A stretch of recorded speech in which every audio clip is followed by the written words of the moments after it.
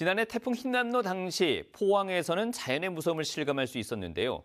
올해 경험한 게릴라성 집중호우도 이에 못지 않았습니다. 불과 몇 년 새 극한 강우가 일상이 되어가고 있어 지금까지 해온 것과는 차원이 다른 대비가 요구되고 있습니다. 그런데 문제는 예산 확보가 쉽지 않다는 겁니다. 이규설 기자가 살펴봤습니다. 지난해 포항을 덮친 재난은 다시는 떠올리고 싶지 않은 악몽이었습니다. 올해도 심상치 않습니다. 지난 11일 비가 오는 상황을 촬영한 영상입니다. 순간 두려움이 느껴질 정도로 퍼부었습니다. 이번 폭우도 무서웠습니다.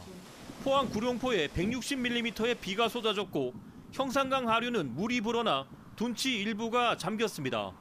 남구 대송면의 저지대는 또 침수됐습니다. 지난해 마을 전체가 침수됐던 대송면 제내리 주민들은 불안에 떨었습니다. 비가 오는데 하면 안 되잖아. 사천에 겨울에 해가지고 파고 이래가지고 준비를 싹 해놓고 아이고 뭐 답답해요.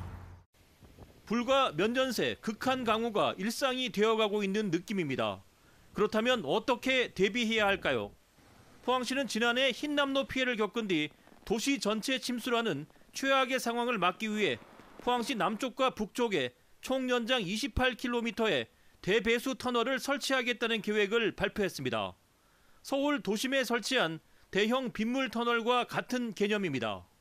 대배수로 터널을 전문가들과 용역하에 적정한 지점에 해서 우회로 빼서 형산강의 유입 수량을 줄여가겠다는 겁니다. 산업단지와 저지대 주거지 보호를 위해 냉천 칠선천과 바닷가에 총 연장 60km의 차수벽 설치 계획도 밝혔습니다. 하지만 문제는 3조 3천억 원으로 추산되는 예산 확보입니다. 시는 예산 확보를 위한 근거를 마련하기 위해 올해 2월 냉천 일대 피해 원인 분석 및 방지대책 수립 용역을 시작했으며 다음 달에는 안전도시 조성 제도 개선 및 도시 진단 용역에 들어갑니다.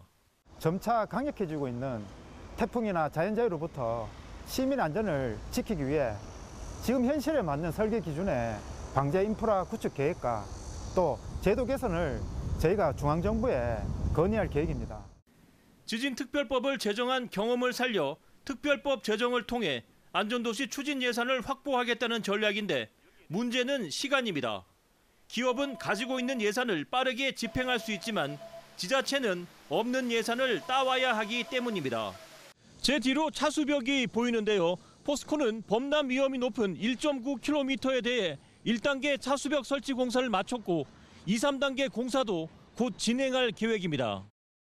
지난해에는 포항이 전국에서 가장 심각한 피해를 입어 예산 확보에 유리한 측면이 있었지만 올해는 충청과 경북 북부에서 역대급 재난이 발생해 예산이 분산될 가능성이 높습니다. 포항의 대배수 터널과 차수벽이 설치되기까지 꽤 오랜 시간이 걸릴 것이라는 우려의 목소리가 나오는 이유입니다. MBC 뉴스 이규설입니다.